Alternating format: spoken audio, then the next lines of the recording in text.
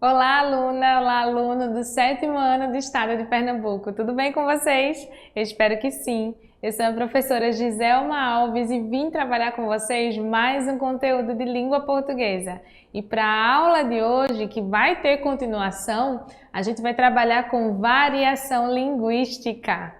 Mas para que fique claro na nossa mente o que é variação linguística, vamos começar pelos objetivos da aula de hoje. E os objetivos da nossa aula é fazer o uso consciente e reflexivo de regras da norma padrão, em gêneros orais e escritos, adequados a determinadas situações comunicativas. Então a gente vai trabalhar com variação linguística, mas visando a norma padrão. Como assim, professora? A gente precisa entender que, embora a gente mantenha uma comunicação oral um pouco mais afastada das regras gramaticais, existe uma norma que é padrão para a nossa língua portuguesa brasileira e que precisamos sim respeitá-las. Aí vocês vão me dizer, mas o importante, professora, é que as pessoas entendam aquilo que eu estou querendo falar. Obviamente que sim, esse é o objetivo. A gente não quer limitar a nossa comunicação às regras da gramática, mas é preciso que vocês saibam que existe uma norma, que existem regras para que a gente fale a língua de uma forma clara, para que todos entendam. Independente se são pessoas que convivem com a gente e conhecem as nossas gírias ou vícios de linguagem, ou pessoas que estão nos conhecendo agora. A importância é manter a comunicação plena. Por isso que existem normas, regras na nossa língua, mas isso não é só para a nossa língua não, tá? Todos os idiomas têm suas normas, suas regras. Para que a gente entenda bem o que é norma padrão e variação linguística, a gente começa explanando melhor o que seriam as variações linguísticas. Para isso eu trouxe um slide para vocês explicando bem detalhadamente. Vamos para o slide? Você já deve ter observado que existe uma grande diferença entre a língua que falamos em nosso dia a dia e a língua da gramática, não é mesmo? Por que será que esse fenômeno acontece? Porque nós, falantes, acabamos inventando um jeito menos normal, menos formal, de nos comunicar. É sobre esse assunto que vamos falar agora com vocês. Norma padrão e variações linguísticas. O que eu quero que vocês comecem a refletir para a gente iniciar a aula é: existe sim diferenças claras entre a oralidade, entre a língua falada e a língua escrita. Enquanto a gente está falando, verbalizando, é óbvio que a gente coloca a presença de gírias, de algumas palavras que correspondem ao ambiente em que vivemos. Às vezes até falar algumas palavras errado ajudam na compreensão da comunicação, dependendo do lugar onde você estiver se comunicando, com as pessoas, que você estiver se comunicando. Por isso é que a gente tem que saber que existe sim uma variação linguística, mas que também existe uma norma padrão. Porque embora a gente possa utilizar no nosso dia a dia essa informalidade da língua, é importante sim a gente saber falar adequadamente, utilizando as regras gramaticais, para não passar por vergonha não, por saia justa. Saber se comunicar independente do local ou do grupo social em que estejamos mantendo contato.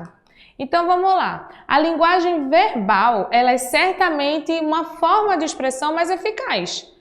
Acho que todo mundo concorda comigo. Muitas vezes a gente costuma dizer assim: eu sou muito melhor falando do que escrevendo. Mas por que será que isso acontece? Obviamente porque a gente não se atém tanto às regras gramaticais enquanto estamos falando, verbalizando ali oralmente. Por quê? Porque a gente tem a utilização de outros recursos que não apenas as palavras ali. A gente tem os gestos, a gente tem alguns recursos como a mão, como os objetos, enfim, cores, diversos outros para ajudar nesse processo comunicativo. Mas sempre tem um mais, coisa de professor. A gente precisa entender que a gente tem que se conectar com todas as pessoas e para isso a melhor forma é seguirmos as normas, as regras. Então vamos lá. Aquela que conecta a pessoa e que permite que elas se entendam de uma maneira assim mais clara, aquela que vem para deixar todo o processo comunicativo mais formal, a que trabalha com o sentido lógico das palavras, que sabe utilizar adequadamente cada palavra em seu lugar, sem comprometer a compreensão do que a gente está querendo transmitir. Isso é a norma padrão. Mas vamos lá, né? Como é uma ferramenta democrática, a língua, afinal de contas, estamos o tempo todo utilizando e interagindo com os outros, né?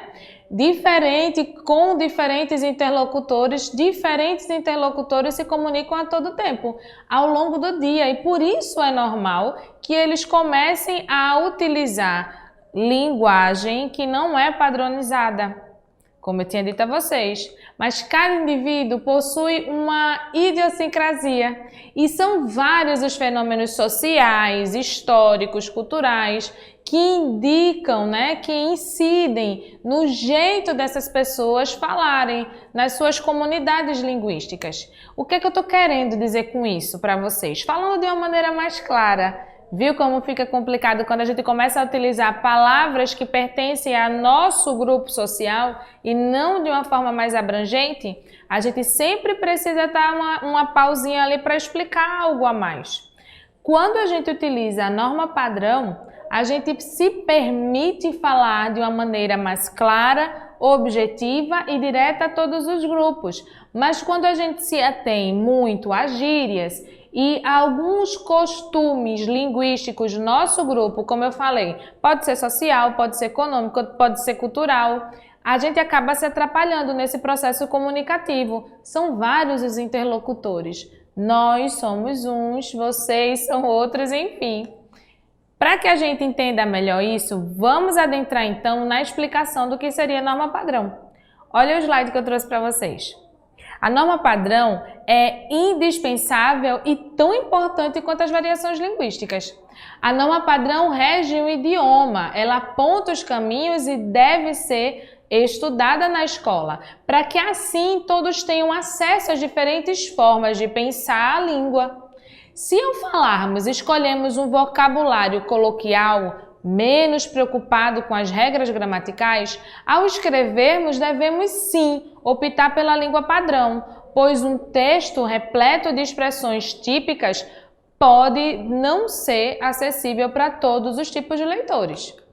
Quando dizemos que a norma culta ou a norma padrão deve ser priorizadas nos textos escritos, estamos nos referindo, sobretudo, aos textos não literários. No caso, os textos que a gente encontra em revista, em jornal, em blogs, a gente tem que priorizar, tá? Que cobram a maior formalidade de quem escreve. Vocês precisam entender que até mesmo na comunicação através das redes sociais, a gente precisa sim manter o respeito à norma padrão. A gente está falando de escrever de uma maneira correta, para que todos possam compreender o que queremos transmitir. E as variações linguísticas, nesse caso, elas vêm para comprovar a organicidade da língua. Ela não está encerrada nos dicionários, obviamente, ou nas gramáticas. A língua é viva. Ela se modifica o tempo todo. Afinal de contas, não somos robôs. A língua falada aqui no Brasil é o português, mas ela é diferente do português de Portugal, por exemplo, porque existe a influência da nossa cultura, dos nossos povos que constitui o povo brasileiro.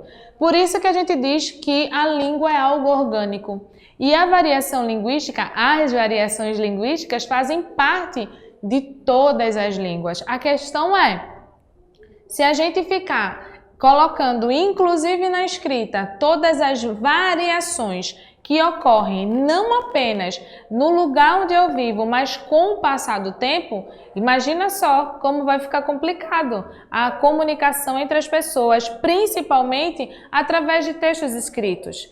Gírias que eram ditas há 20 anos atrás já não são mais utilizadas hoje. Por isso que a gente precisa se ater realmente a compreender a língua e as regrinhas que ela tem.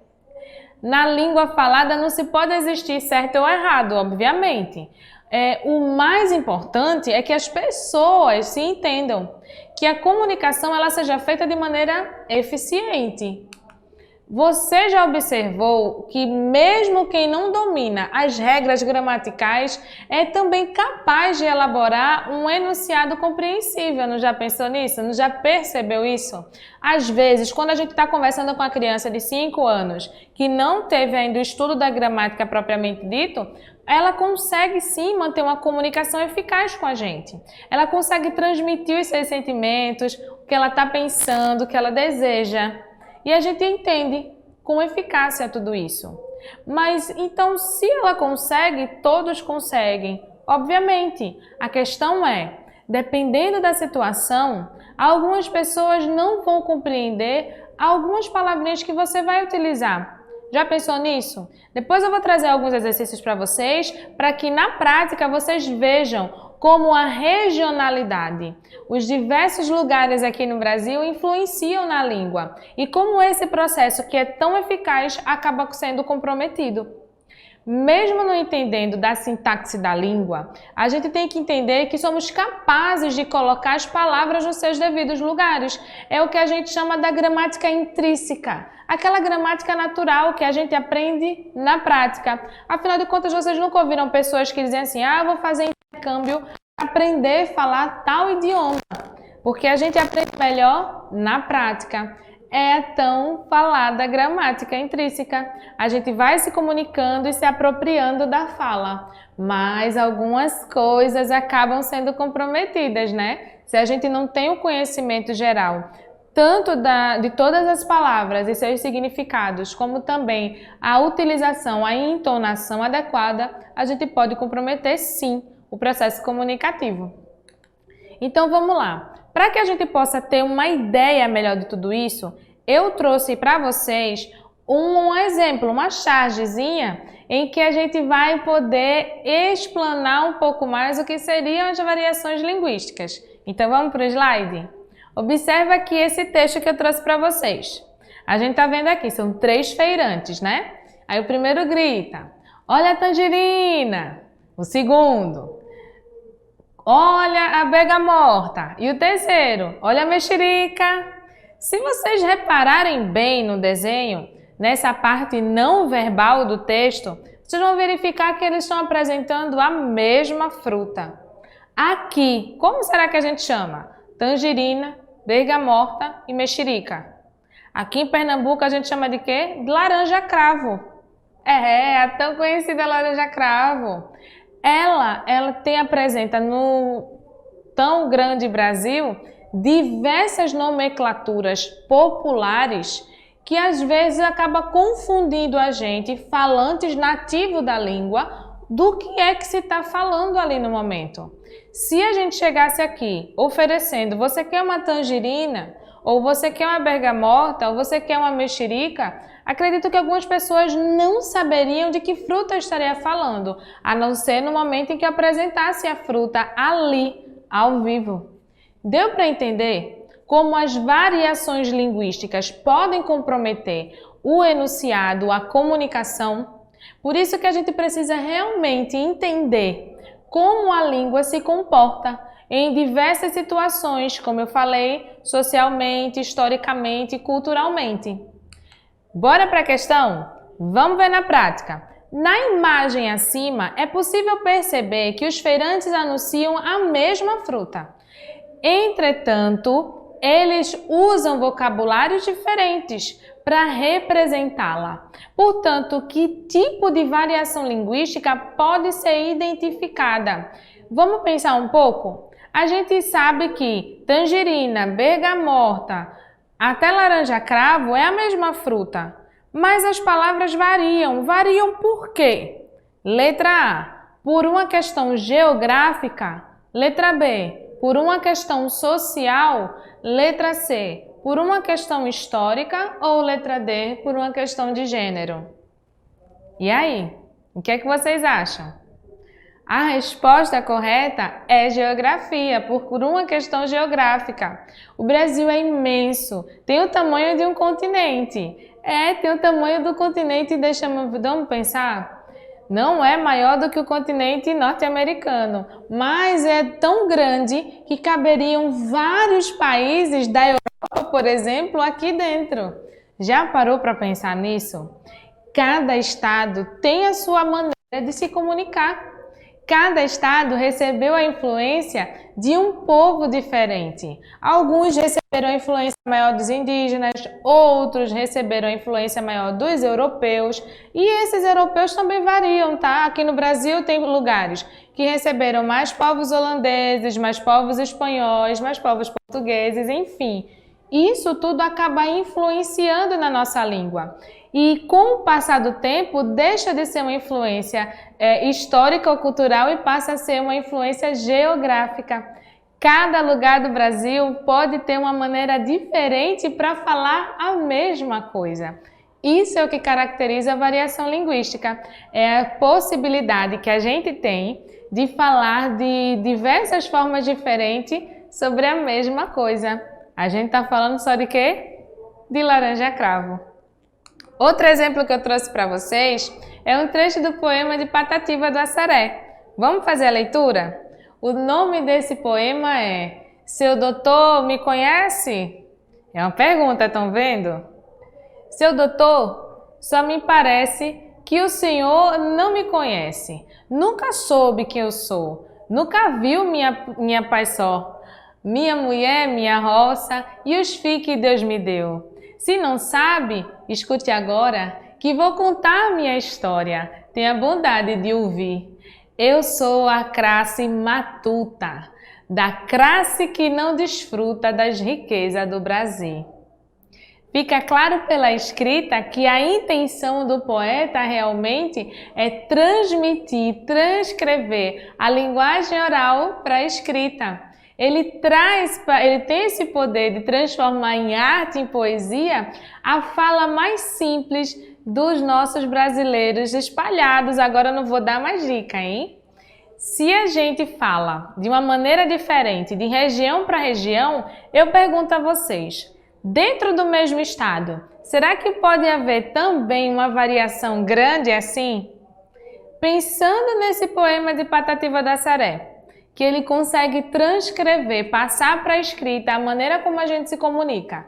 E aí, será que tem também dentro do nosso estado, ou melhor, dentro de lugares aqui dentro de Pernambuco, maneiras tão diferentes de se expressar? E eu digo para vocês que sim. Saindo um pouco da capital e indo para o interior, por exemplo, a gente vê que há uma mudança até na entonação. A voz muda, tudo muda, o sotaque também. Por isso que a variação linguística ela também se estende para esse caminho. Mas com relação às questões, ou melhor, a questão sobre o texto, vamos responder? Vamos para o slide. Qual variação linguística você acha que predomina no poema de Patativa do Assaré? O que predomina aí é uma linguagem formal, regional, uma linguagem caipira ou gírias? E aí? O que é que vocês acham? Fica claro, né? Que o que predomina realmente é aquela linguagem caipira, aquela linguagem mais despreocupada, mais leve, bem interiorana. Aí vocês podem me perguntar, ué, mas então é errado? Não. O que existe aí é a representação da oralidade. O poeta brinca com essa questão do falar. Obviamente que se a gente estivesse numa aula de língua portuguesa e estivesse fazendo o estudo da norma culta, da norma padrão, a gente saberia que algumas palavras precisariam sim ser modificadas. Mas o que o poeta chama a atenção da gente é para essa variação linguística. As grandes possibilidades que temos de mantermos a comunicação, mas utilizando sempre variações, maneiras novas de se falar da mesma coisa. E aí, gostaram dessa explicação do que é norma padrão e do que é variação linguística? Por hoje, a gente vai trabalhar somente com esses dois conceitos, para que vocês entendam que variação linguística é as várias possibilidades que temos de falar sobre a mesma coisa. Mas ela, mesmo sendo tão importante a ponto de estar aqui nas nossas aulas de EducaPE, a gente precisa entender que para que mantenhamos uma comunicação essencialmente, completamente, compreensível, a gente precisa sim conhecer a norma padrão da nossa língua portuguesa brasileira. Bem, gente, por hoje vamos ficar por aqui. Eu espero ter ajudado vocês nesse primeiro momento, lembrando que essa aula tem continuação. Então, continuem a estudar, anotem o que for necessário. Se esqueceu de alguma coisa, perdeu algum conteúdo, volta lá no YouTube, volta no vídeo, dá uma pausa, copia, mas põe em prática. E lembra sempre que o importante é que a gente se comunique de uma maneira eficaz, inteligível, independente do lugar ou do grupo social em que a gente está interagindo ali. Por hoje é só, fique com Deus e até a próxima!